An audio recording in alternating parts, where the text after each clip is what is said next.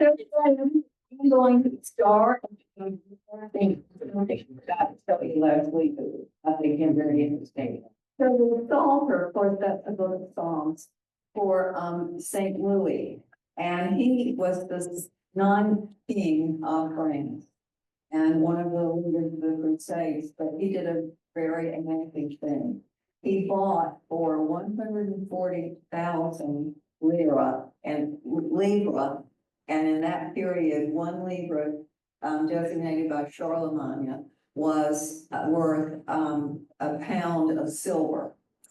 So for 140,000 pounds of silver, he purchased the crown of thorns, the piece of the true cross, and 30 other relics from the life of Christ. And he built Sainte-Chapelle to house them. Although a lot of you have been to Sainte-Chapelle.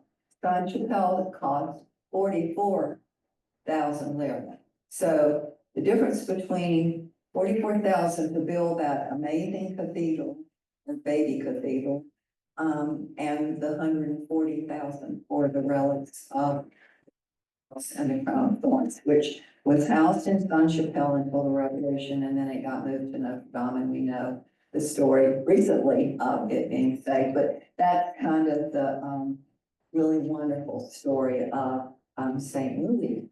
And he bought them from his cousin, Charles, I think his name was Charles II, who was the last emperor of the Eastern Empire. So, no, Baldwin was his name. All right, let's see if I can, I've messed up this, and touched something. You know anything about this? I'm supposed to go forward here and, it's really bad about. I can take that back to the main screen.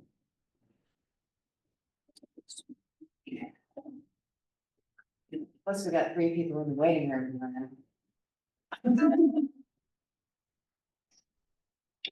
Jennine, over here. The St. Louis Cathedral in New Orleans is named for that particular king. Yeah, Yeah, it it honors Saint Louis. St. Louis. he's pretty, only king saint as far as I know. Yeah.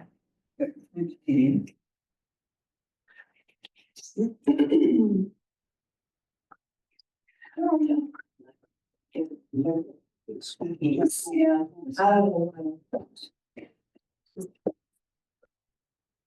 So I'll go ahead and give you a little bit of background on Ruth and Naomi. If you, I know that you know all this, but the book of Ruth is one of 2, possibly 3 books of the Old Testament with these names. I'm going to today include Judith, even though Judith is not our Bible, it is in the Catholic Bible. And actually, part of their service and their acknowledgement.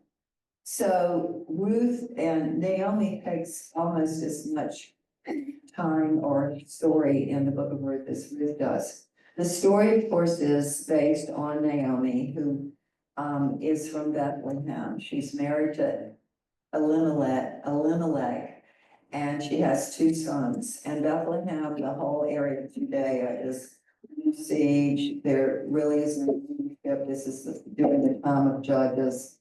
And there's a famine, and she and her husband, 2 sons, leave and go to Moab. They've never seen Moab. They have no idea where they are.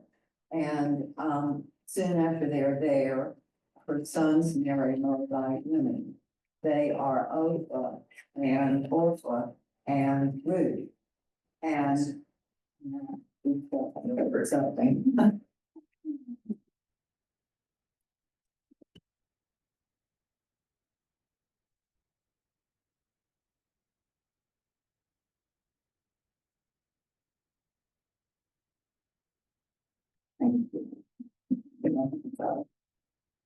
So, soon after they're there, the men marry. About a year after they're there, her husband dies. Then her sons die, and she's got 2 daughters-in-law. She is furious with God. She considers God the enemy. And part of the book is about her changing her faith, renewing her faith in God, And this happens because of her wonderful daughter, Ruth, who, you know, the expression of, I will go where you go, I will lodge where you lodge, your family will be my family and your God my God. And Ruth joins her, Orpah decides to stay in Moab, and Ruth and Naomi go on back to Bethlehem to Naomi's home. So let's look at the art and I'll finish the story. So Rembrandt, you know, takes on all the characters, biblical characters. This is not Rembrandt, however, it might be his father. And because Rembrandt was only in his late 30s when he did these portraits. So I'm not sure who he used as the model for Boaz, but the model for Ruth is his wife, Saska. And these are considered a pair, they're the same size in different museums. But we see all the Rembrandt characteristics of his artwork here. So this is the pledge between Naomi, when Naomi's getting ready to leave, and Ruth says, no, I'm going with you. She's packed up, and she's very bitter, so it's really important what Ruth's declaration of her. A huge amount of trust in both women. And last one is one of the listed feature of Rembrandt.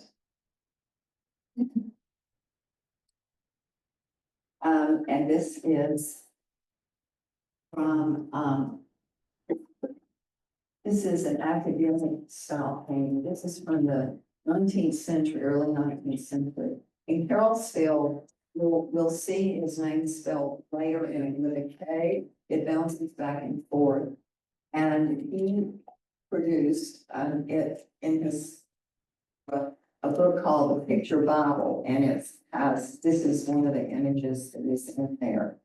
And you see here, after they get back into Bethlehem, they need a job, they have no money. Ruth goes out into the field. Naomi says, well, I have this rich kinsman, he owns all this land, he has a farm, and go and work for him. And so she goes out and she's cleaning wheat, and she meets Boaz with his servant. And he admires her, not only for her beauty, but also because she's taking care of Naomi, and Naomi is his sister-in-law. So he's related to her husband. And eventually he invites her to eat at his house, at his table. And he goes to the court or the council in Bethlehem. And there was a law called kinsman redeemer then, where someone in the family could marry into the family where there had been a widow or a widower, and that became legal. So he went before the court and got permission to marry Ruth. And they had one son called Obed. Obed had a son called Jesse. Jesse is the father of David. So this is our lineage. So it's incredibly important to realize what this relationship, the Henry says of it. Here's another Rembrandt.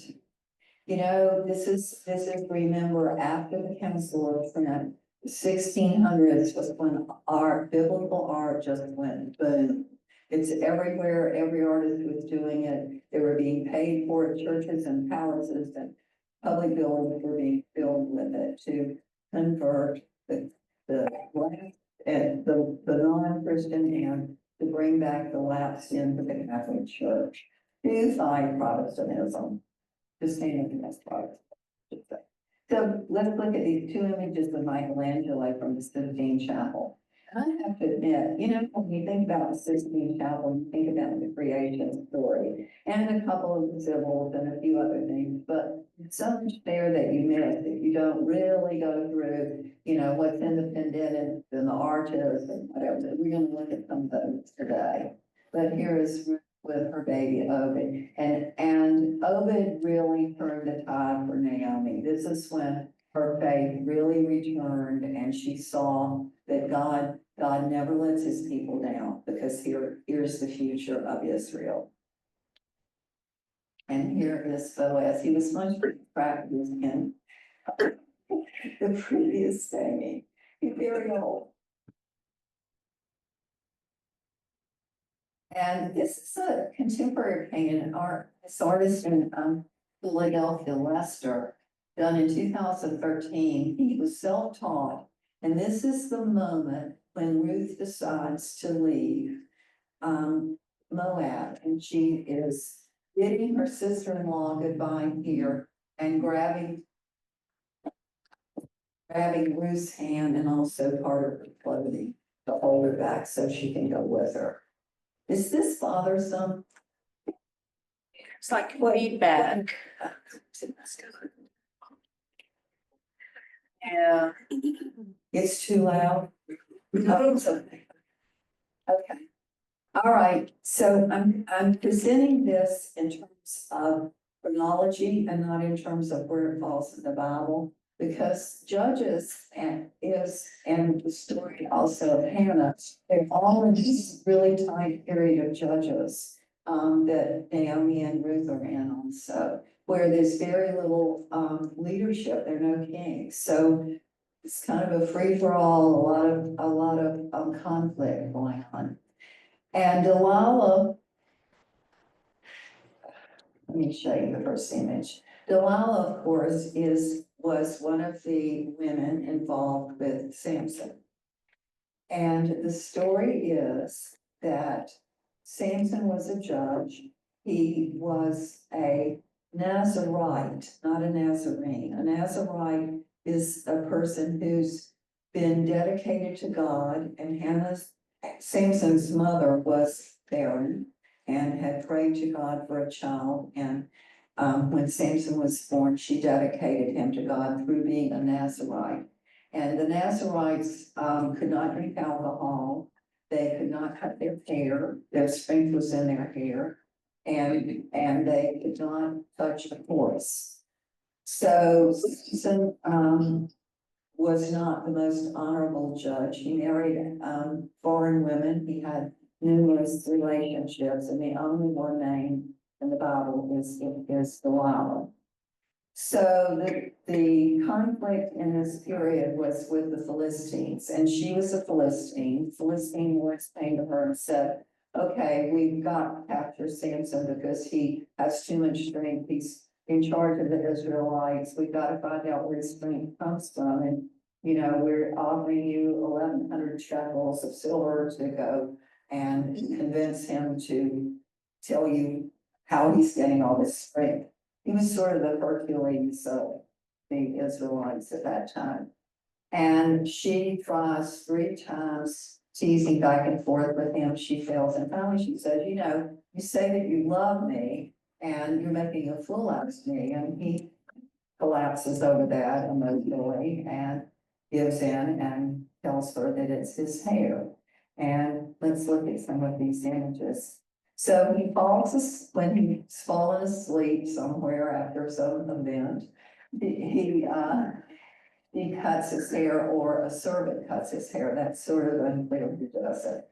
Usually there are Philistines watching. This is an early sketch of Rubens. He was very young when he did this. It seems like a great painting, but it's a small sketch for him. But you get the feel of this is a Rembrandt where she has, sometimes there in the images of Delilah and Samson, there's an old procuress, and that's usually an older woman. I think she's in the next one, that is looking on, and this is usually a sign of something treacherous or evil about to happen. And here's the Philistine ready to grab Samson after Delilah cuts his hair. And the sad story is they take Samson back to prison, gouge his eyes, and they have him grain in prison. That's his job. Eventually, there is some sort of feast in the temple or in the palace, and Samson is there. And he's, over the course of being in prison, his hair's grown. And the Philistines are, I guess, oblivious to that. Anyway, he's in the temple or the palace, and he says, I'm so weak on knees or lean against a pillar or a column. And he leans against the column and lifts the building, and the temple/palace collapses, and 3,000 Philistines, including Samson. The Bible never says what happens.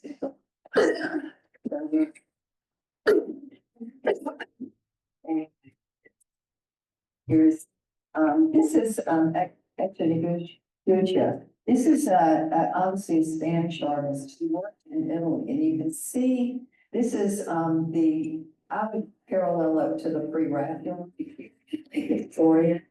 And but it's done in Italy. It's an Egyptian scene. The artist has placed them in ancient Egypt and with a very limited palette. And this is a lot of influence going back to the 1700s of Caravaggio, and that strong contrast between dark and light called tenebrism. Chiaroscuro is really the modeling of the figure, the following from light to dark, and tenebrism is the drama, the black and white of it. And has anybody ever seen the old movie Samson and Delilah? I think 5 nominations for awards and 2 Academy Awards anyway. So it lives on.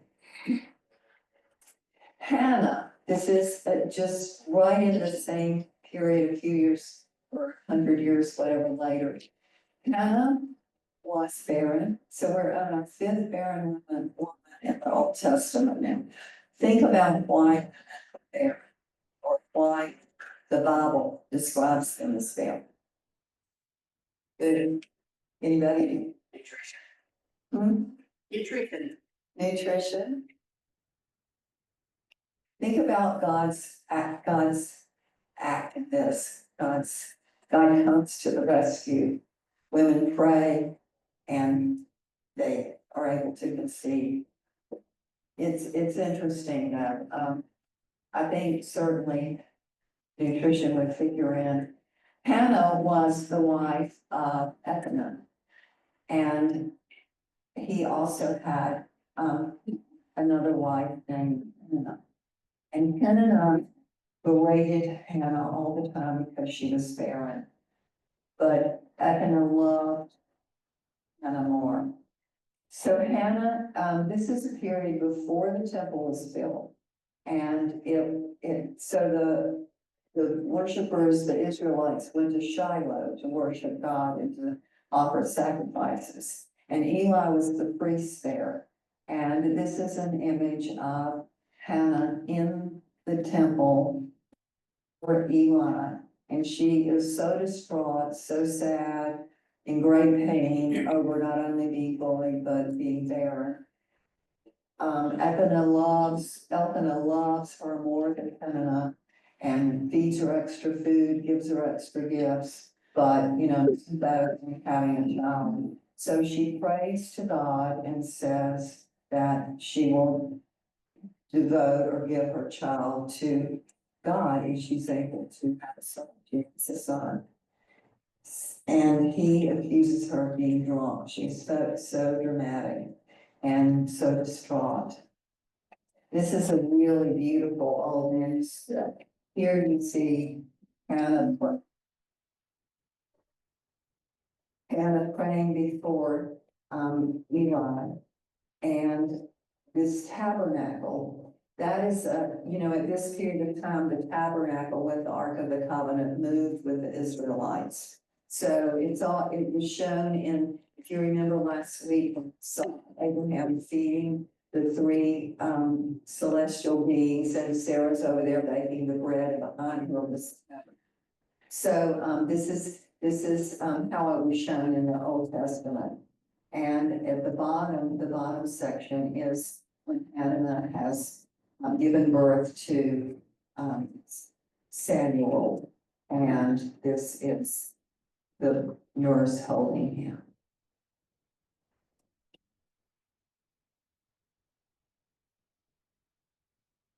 And as soon as he's weaned, goes back to Shiloh to Eli, and she offers him to God. And he lives with Eli, Eli, he's raised with Eli. And, he, who anoints King David when Saul is still alive, so he's incredibly Samuel, which more than likely he's not alone. So this is a beautiful story. And this is this painting. Well, I would say that this is sort of academic realism. I think this was done. I just have the date of the artist. I guess I didn't find it. It's in, and it is late 19th century. Late 18th century. Yeah. Totally different. Totally different. Well, the academic realism is, all about form and proportion. And this is, Eckert is a Dutch artist, and we're gonna see a lot of his work.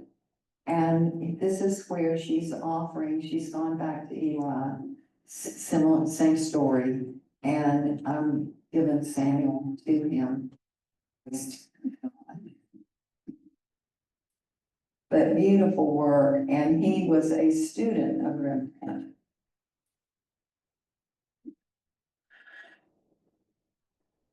So we're moving now into the period of King David, the year 1000.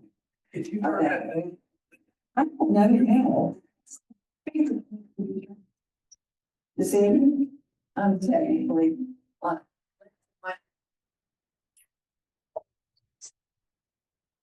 It's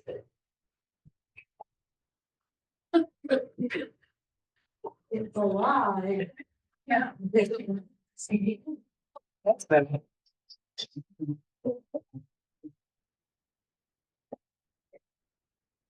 That's better. A lot better. Feedback. So Bathsheba,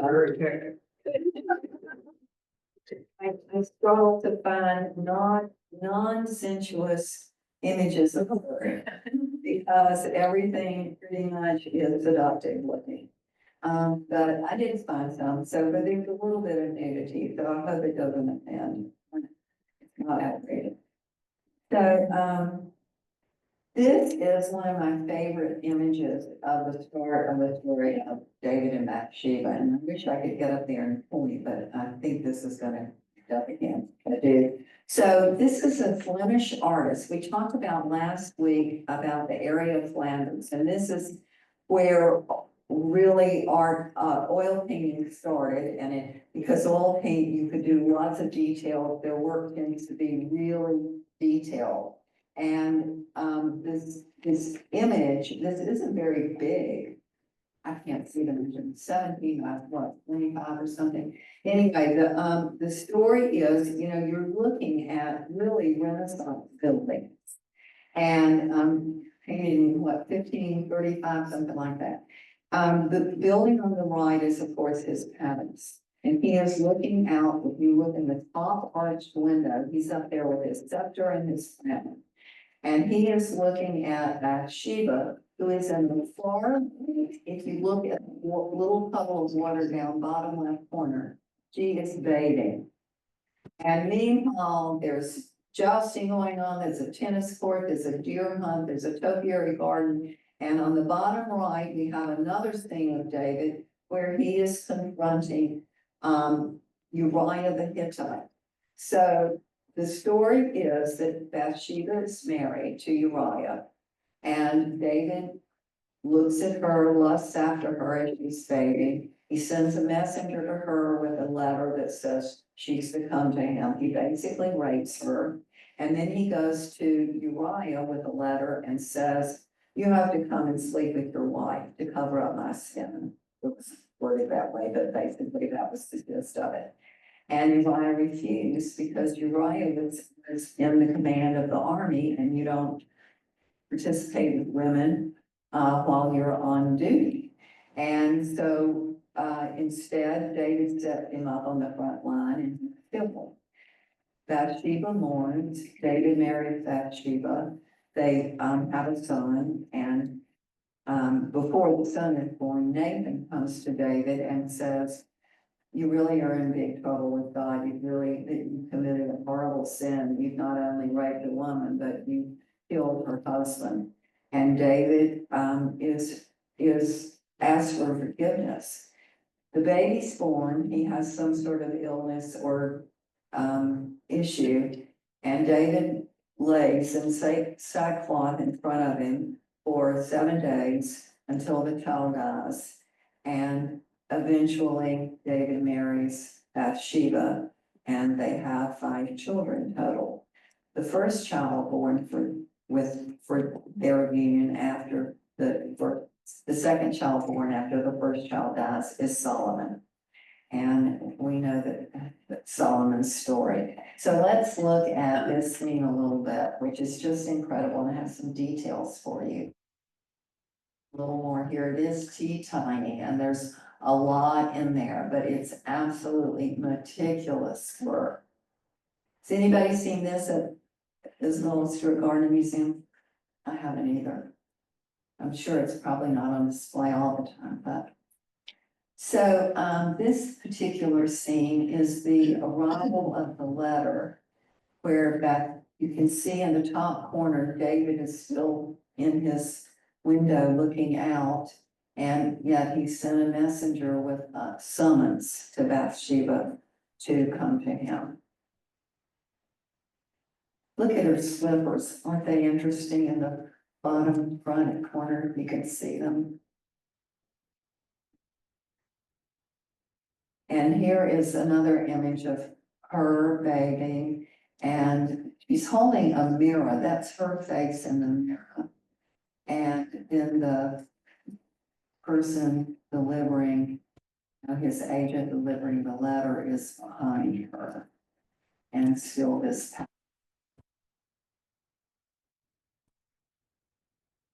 So this is jumping ahead to, Solomon has been born, and David has a lot of other children. He has probably 10 or 12 wives. 8 of them have names in the Bible. And so there are many, their first children, first sons, way ahead of Solomon. So Bathsheba goes to David and begs for Solomon to be in the lineage of kingship, which, as you know, David agreed to do. It's funny that you would have to beg that, but anyway. So part of David's punishment was that his kingdom would go into chaos, which it did, led by Absalom. Absalom was the first son of the first wife.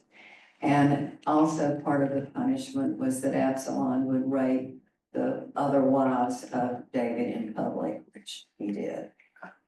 So it is, and the world stays in chaos for years. But once Solomon is king, there's 40 years of peace.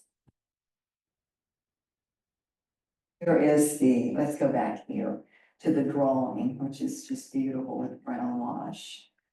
And then here's the painting in 2 different museums. Again, this is that rich golden age of Dutch art, the Baroque period of Dutch art.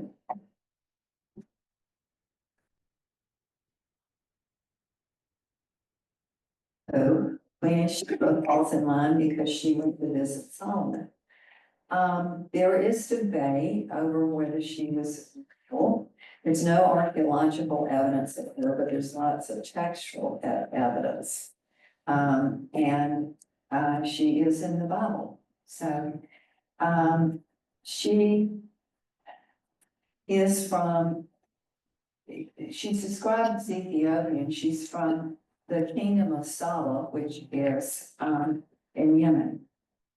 And she travels, the Bible says by camel, but it has to be partially by boat.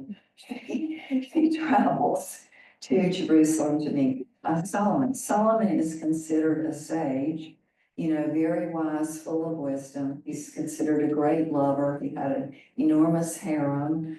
And she wants to meet him because of his wisdom. And she sends gifts at first, he doesn't respond, he has dignitaries that want to meet him and visit. And finally, she gets a group of her tribesmen or whatever together, and she goes to Jerusalem. So I'm going to show you some really interesting images of her, I think. This one is from the oldest portal of Notre Dame, Paris. It's from this is the west side, and this is the right portal. It's the portal of St. Anne. And these were mostly destroyed in the French Revolution, or damaged and restored in the 19th century. So here she is on this side. We have a king, Bathsheba, Solomon, and Saint Peter. And this is Saint Paul, David, Bathsheba, and another unnamed king. So she's in good company there. And of course, this is the nativity at the top, and also on the first level of the lintel, it's the Dormition of Mary. This is from a column statue that was on Saint Denis. Saint Denis is the first Gothic, considered the first Gothic church, the beginning of the Gothic period in architecture. And this is what remains, and it's in the Museum de Cluny. Cluny was the largest monastery in France. It was enormous, enormous. Still, pieces are still there. And this is in the museum there. But the Basilica of Saint Denis is where the French kings were buried for years. And the last king buried there was in 1874. And in 1817, before that, all of the line had destroyed the remains, some bones left of previous kings, and they were all taken and put in a royal crypt at Saint Denis. So because they couldn't even be identified. And then the most recent king was, I've forgotten who he was, but it was in 1874. She is shown with some sort of headdress and braided hair. So here's where she visits King Solomon, and this is the temple. So the temple's been built. It's very glamorous, as you can see. Lots of, has anybody been to Knossos and seen the red columns? I have a feeling that inspiration, at least for the painting, we don't know really what color the columns were in the temple, I think. Anyway, you can see Solomon and this incredible entourage of people and wealth and gold and everything you would imagine as she approaches Solomon.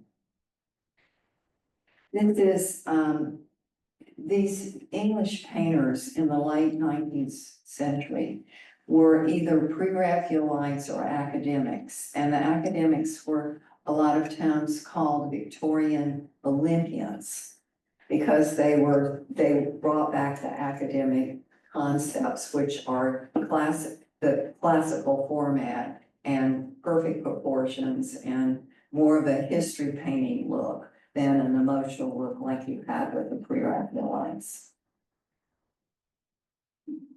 This is a French painter, Claude Lorraine. If you're an art student, you will know his landscapes, which are just his claim to fame. But this beautiful scene, her boat, her big ship has arrived on the left, and then these smaller canal boats are ferrying her trunk and her up to the palace. So this is complete fantasy, of course, but it's really gorgeous and quite a, elaborate spectacle.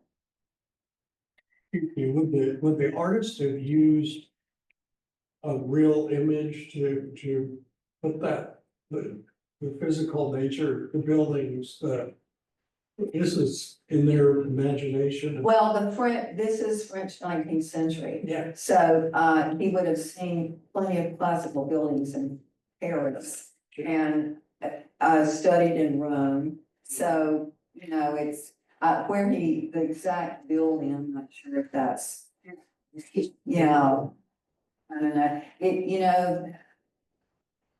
I don't know how to answer that, because there was photography, but that was in the 1840s, so, yeah. But gorgeously painted. And this, we're jumping back to the Renaissance now, to Piero della Francesca. And he did a series on the finding and proving of the true cross. And this is in Arezzo and, where he's from. And we know that Saint Helena is given credit, Constantine's mother, for finding the true cross, pieces of it. And this goes back a little further. So the beginning of the True Cross, the series begins with the Queen of Sheba, where she comes. I don't know why you did it, oh, y'all. See, they know anything about that? Sorry.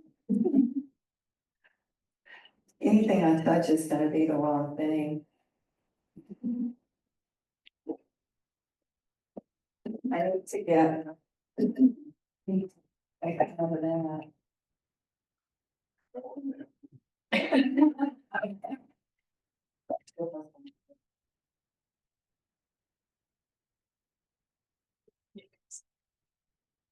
didn't do this. Except that here.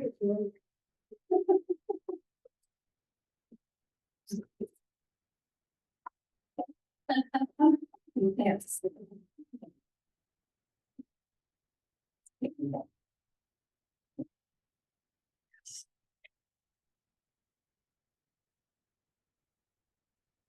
Close, but it's not closing.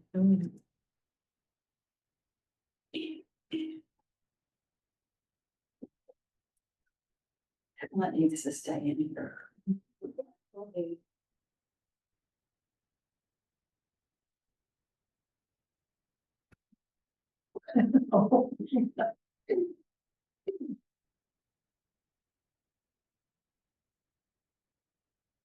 We clear over there.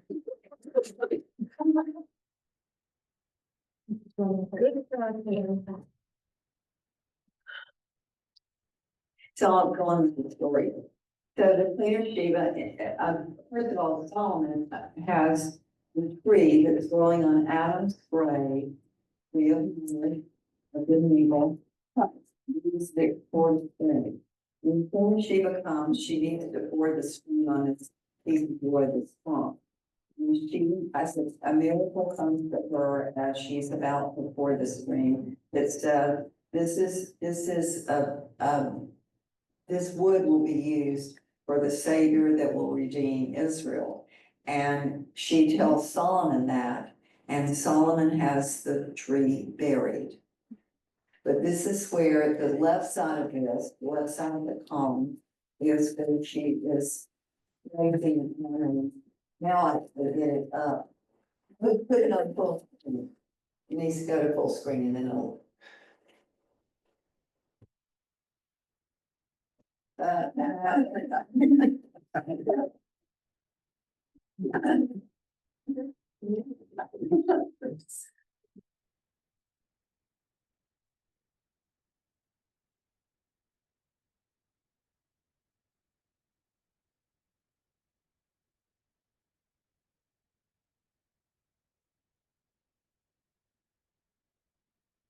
If you hit the forward button down on the bottom, does it erase this?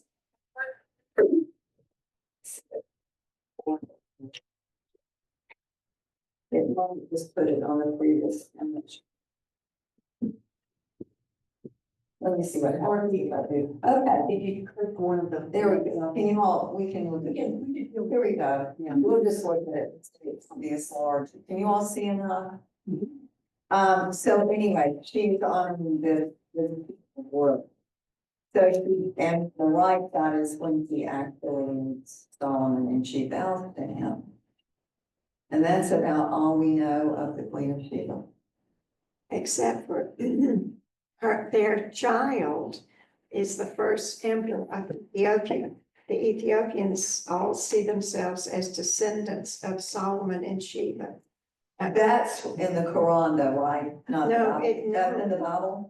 Well, No, it's in not. their tradition. It's not written that I know of in the Bible, but that's their legend. I mean, that's their history. I know that in the Quran, it says that. I don't know. Yeah. I don't. Because they were Christian, they were a really Christian nation, so I don't think they would claim the Quran as their basis. Well, okay. Anyway, it's unfortunate that there's no archaeological evidence, but there sure is a lot of textual stuff. So Jezebel, she's probably one of the worst. Delilah was bad, but Jezebel, anyway. No one names their challenges. Jezebel, maybe they say that. So this is after King David, and Jezebel is from Tyre, which is, her father was some sort of prince or king of that area. And she marries Ahab, who is the 7th king of Israel. And she, from the area she's from, Tyre, they worship Baal, the Canaanite god Baal. And she, once she's married to Ahab, she kills all of or as many of the prophets of Yahweh as she can, and convinces Ahab to change Baal. And meanwhile, there are the priests and prophets Elijah and God in this history period of history. So this is a pre-Raphaelite painting. We know from Jezebel that she wore lots of makeup, fancy skirt, tons of jewelry, and she was all about her image. And here she is looking at a mirror, a black cat sitting at her feet. I'm not sure what the lilies are symbolic of, but we see her dressed in sort of oriental finery. After she's married to Ahab and after she's killed a lot of the prophets and priests of Yahweh,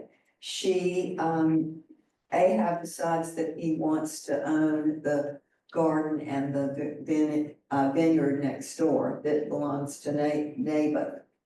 And he asks to buy it and Naboth refuses. He says, I don't want to sell. And Ahab is so stricken that he comes back and goes to bed. He won't eat his bread. So that's what this retarding is about. He's in bed, not eating his bread. She's there nursing him. So she decides that she's going to set Naboth up. So she says that he has sinned against God and the king and accuses him of treason and has him stoned to death. So at that point, Elijah comes and scolds both of them. This art is incredible how it just, you can always find all of the story. So he comes and scolds both of them. And the long and short of the story of her is that she, eventually Ahab dies. He's actually killed in battle. And their son becomes king. And Elijah dies normally and Elisha takes over. And he tells her that she's so evil, she's going to be eaten by dogs. So he kills her son, who is the king at that point. And he goes to the palace to kill her. And she comes out out of this window parapet, and all dressed up, make the full makeup and everything. And the eunuchs push her out. and you can see the dogs in the bottom. So the dogs, according to the Bible, end up eating her, but Elisha has her gives her a proper burial because she is a king's daughter. But they don't eat the palms of her hands. Pardon? Don't the dogs eat her except for the palms of her hands? Maybe, yeah. I'm sorry, I didn't read that. I didn't tell you. Yeah. She's, Isabel has a terrible ending. So Judith is our book that's in the Apocrypha, and our Apocrypha, not in our Bible, but in the Catholic Bible. And Judith, lived at the time of Nebuchadnezzar. And she was a widow, a Jewish widow living in Bethulia. Bethulia was a town, Jerusalem. It sat on a hill, and the Assyrian soldiers had come and surrounded the town by filling in a valley below the town. They cut off the water supply, and the Israelites in Bethulia lived for 34 days, mourning, praying in sackcloth, etc. And Judith prays to God. She says, "Give me the strength to do what I need to do." And she took off her sackcloth, her widow's garments, and she dressed herself up in finery and jewelry and makeup. And she took her maid Abra and asked permission to leave the compound. Bethulia had put up all these walls and partitions and gates to protect themselves. And she asked permission to be let out, and the Israelites let her go. And she goes to the tent of Holofernes, who is the Assyrian general for Nebuchadnezzar. And she begs entrance by saying that she has left the Hebrews, that they are evil. She can fill in Holofernes on how to capture them, how to lead them through Bethulia into Jerusalem, how she can sit him on a throne, all of this false information. And she gains entrance with 100 guards who take her to Holofernes's. And Holofernes has been to a festival or some sort of celebration, and he's pretty inebriated. Insists that she, after he admits her, he insists that she have wine with him, and I guess she just drinks a little. Anyway, he passes out. She grabs his hair, pulls his head, takes his sword off the bedpost and cuts his throat twice, and his head comes off. So, we're gonna look at that. On Sunday mornings. First of all, she's honored, she's so honored by the Israelites. She's another one of those women who saves them from destruction. And, the Renaissance order honors her because of their sense of civic pride and in the Renaissance, there was humanism, in addition to, faith in God, or Catholic faith, non-Catholic faith. And also your civic duty. You were supposed to protect your state, to stand up against tyranny. And this is one of the things the Medici claimed to do, although they were tyrannical. But here she is in the Palazzo Vecchio, and she's raising that sword. His head is not off yet. She's got it by the hair. But this is a symbol in the Renaissance of civil liberty and also of fighting tyranny, fighting the enemy. And we're gonna look at two Botticelli paintings, same period as Donatello, where she is leaving the tent with Holofernes's head. And this is Botticelli. Sandro Botticelli is the painter of the Birth of Venus and also Primavera. I'm sure you probably know those two paintings. You know that his figures were a little elongated. They had a lot of detail and pretty much used the same model for most of his women. But these garments are described as garments of gladness. these very elaborate, beautiful silks of the Renaissance. We know they were known for their fabrics. And here she is returning to Bethulia with her maid, Abra. Abra has the head in a basket on her head. And she's carrying bread and wine. And a lot of these journeys places, somebody's always carrying bread and wine. And of course, that was a staple in the Old Testament, but it also reminds us of Eucharist.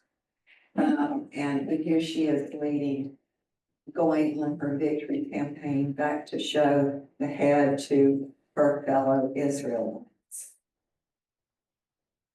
Here is a beautiful, beautiful engraving. Machado was an Italian artist, obviously.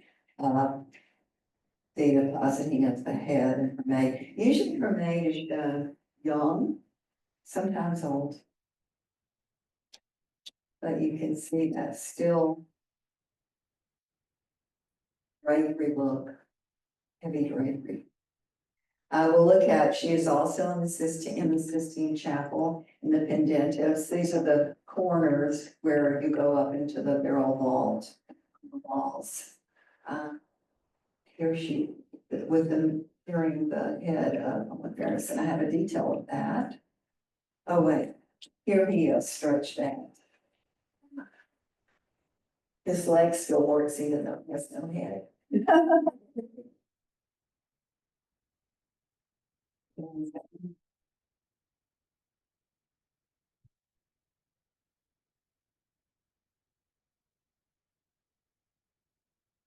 And Baroque period in the British collection. I have to tell you about Charles the First.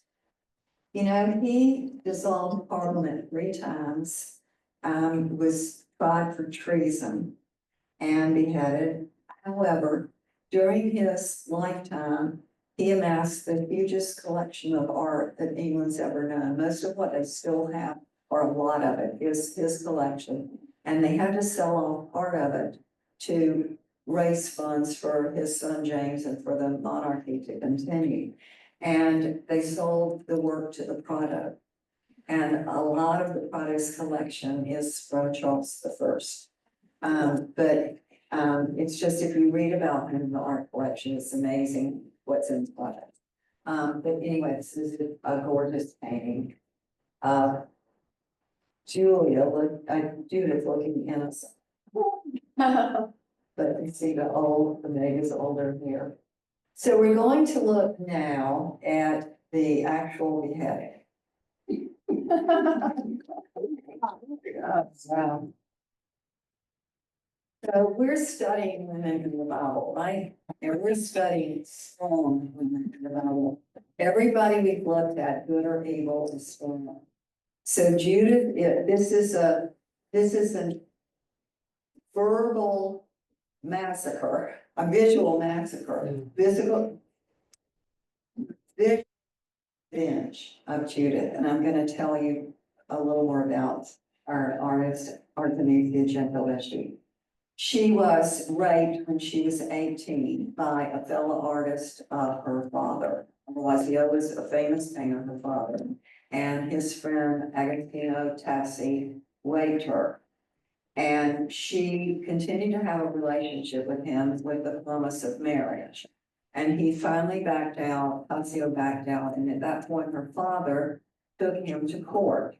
And the court case was not over rape, it was over inflammation of the family values and the family integrity.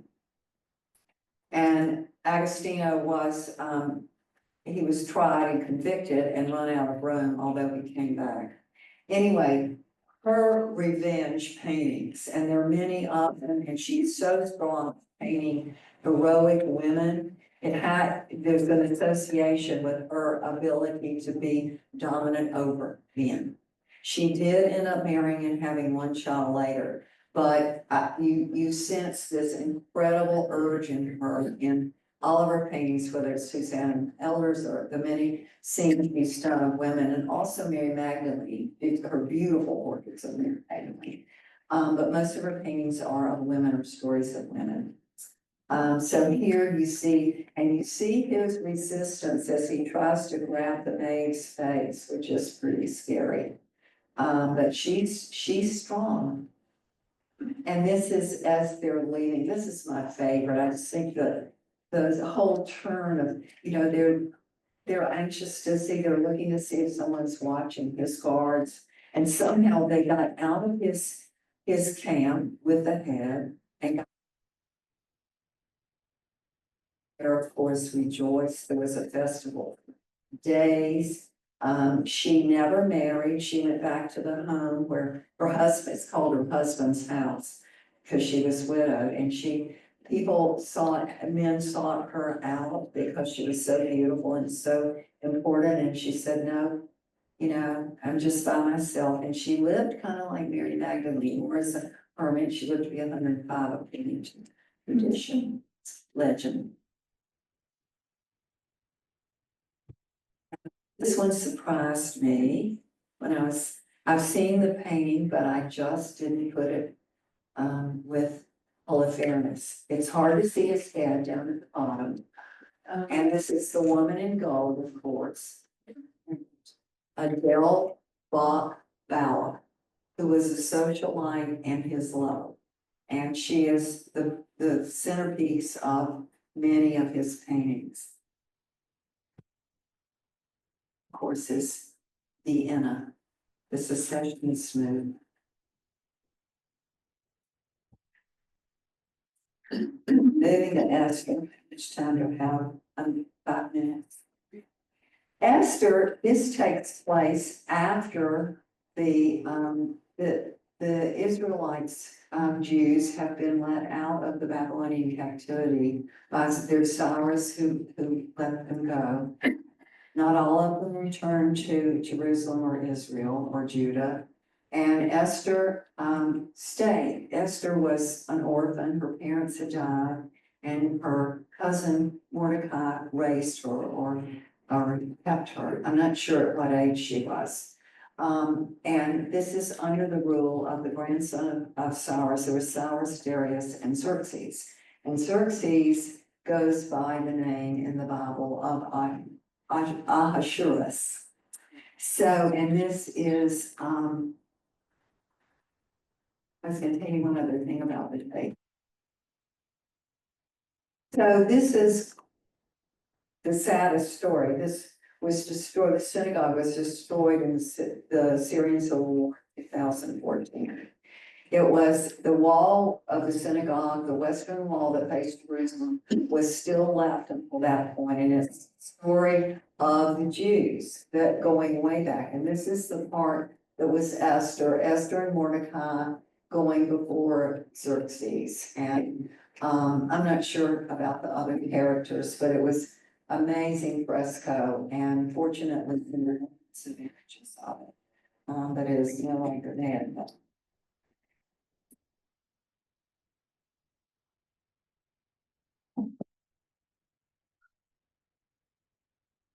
let's see.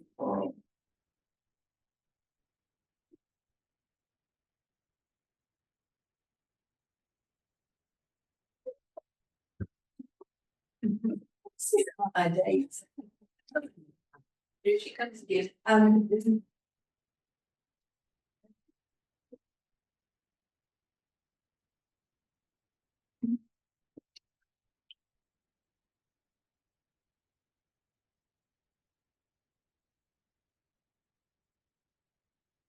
So it's the book of Esther centers around 4 different things. And there's an early feast, a second feast where Xerxes or Ahasuerus demands Vashti, his wife, to parade in front of his guests and show off her attire and her figure and whatever. And she refuses, and so he eliminates her, and he has a parade of other women come in, and he picks to be his queen, and he picks Esther. And Esther eventually marries him, and she discovers, Mordecai discovers the plot that Haman has to destroy the Jews. Haman was the advisor or associate of Xerxes, that Ahasuerus. And they discover this plot, and she tells Ahasuerus about the plot, and various things happen, but Haman comes to Esther and begs forgiveness, and she tells Xerxes that she is Jewish, and he loves her so much that he has Haman killed, and the Israelite, the Jews are. That's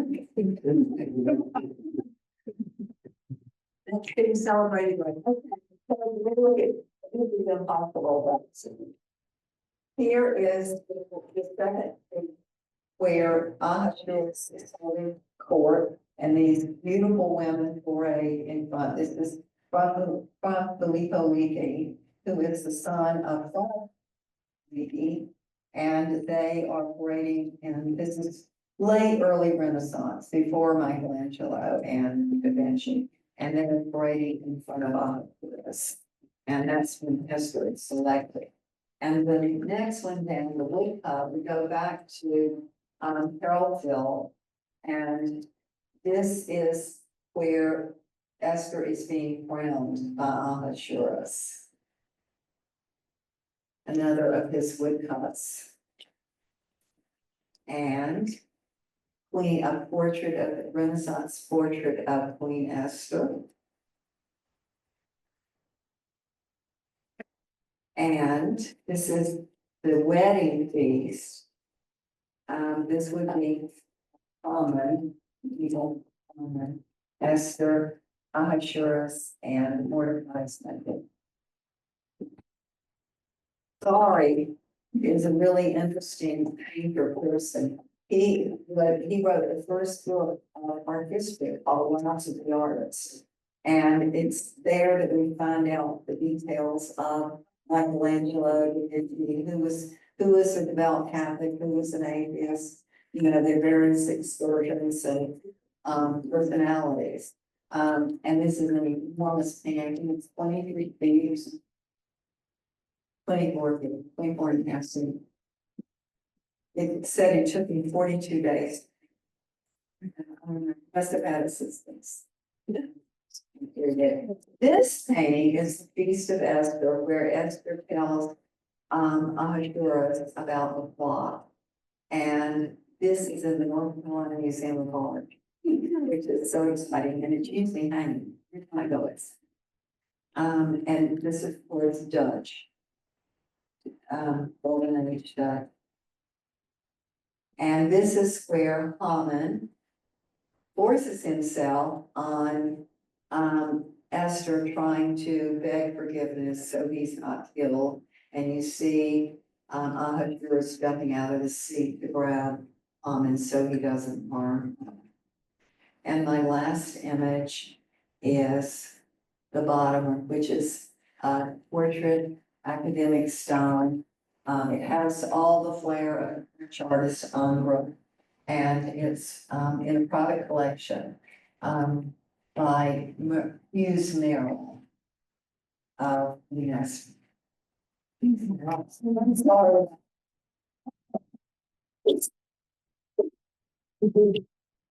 Tomorrow, next Sunday is the New Testament. And there are only 39 women named in the New Testament as opposed to 313. And we'll talk about 10 of them. Thank you. Thank you.